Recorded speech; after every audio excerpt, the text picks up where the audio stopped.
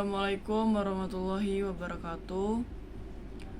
Saya Zaki Alindia dari kelas 11-7 ingin membuat tugas khutbah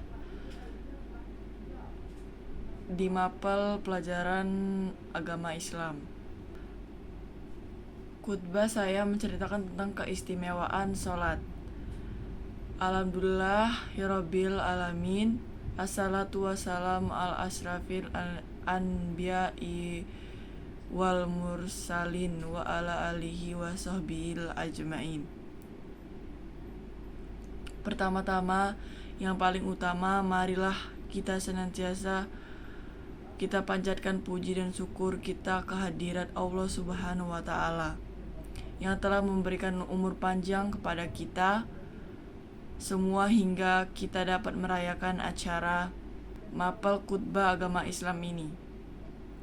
Selanjutnya, selawat beriring salam yang tidak lupa pula marilah sama-sama kita sanjungkan ke pangkuan alam Nabi besar Muhammad Sallallahu Alaihi Wasallam yang telah mampu merubah peradaban manusia dan akhlak buruk menuju kepada akhlak yang baik, akhlakul karimah. Pada kesempatan yang sangat berbahagia ini, saya akan mencoba untuk menjelaskan tentang kelebihan sholat.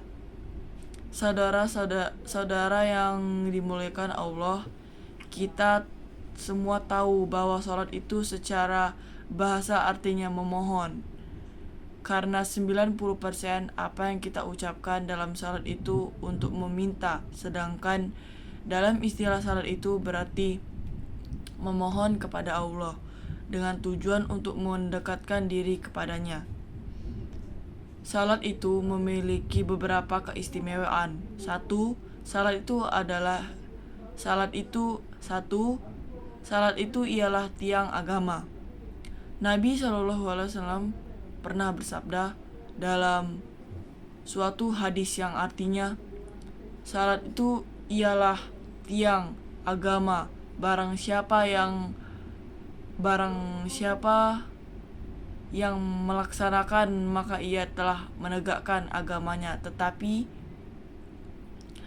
barang siapa yang tidak mengerjakan maka sungguh itu ia merobohkan agamanya. Dari hadis itu kita tahu bahwa menghancurkan Islam tidak pasti dengan meratakan masjid, akan tetapi cukup dengan melalaikan manusia itu dari salat. Yang kedua, salat itu ialah amal yang pertama dihisab. Terlalu banyak dan sahih hadis Nabi Shallallahu Alaihi Wasallam yang menjelaskan bahwa salat merupakan suatu amalan yang pertama kali dihisab di padang mahsyar. Apabila salat itu baik, maka baiklah seluruh amalnya, tetap jika salat itu buruk, maka seluruh amalnya akan baik. Suatu amalan jika sholatnya baik, itu membuktikan bahwa keutamaan sholat itu bisa mencegah daripada berbuat yang keji dan mungkar. Ketiga, sholat ini dapat mencegah dari perbuatan keji dan mungkar. Allah sendiri telah berfirman dalam Al-Quran, Inna salati tanha anif fahsyai wal munkari. Sesungguhnya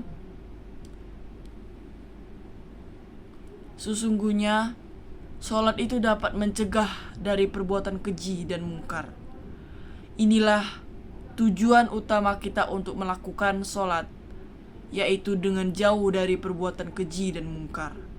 Pasti kita akan merasakan kedekatan terhadap Allah Subhanahu wa taala. Oleh sebab itu, kita dianjurkan untuk melakukan sholat secara khusyuk dan menjauhi daripada perbuatan bid'ah. Salat itu tidak membawa dampak apa-apa jika dilakukan secara terpaksa dan main-main. 4. Salat itu kunci daripada semua amalan.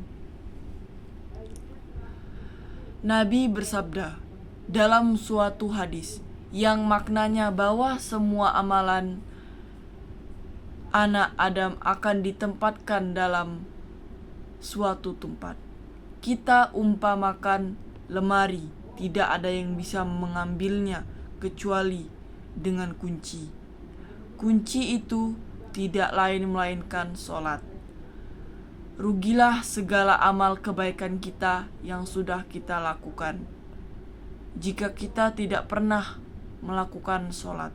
Salat main-main karena kita tidak bisa mengambilnya. Sekian khutbah dari saya. Wassalamualaikum warahmatullahi wabarakatuh. Maaf kalau ada salah-salah kata.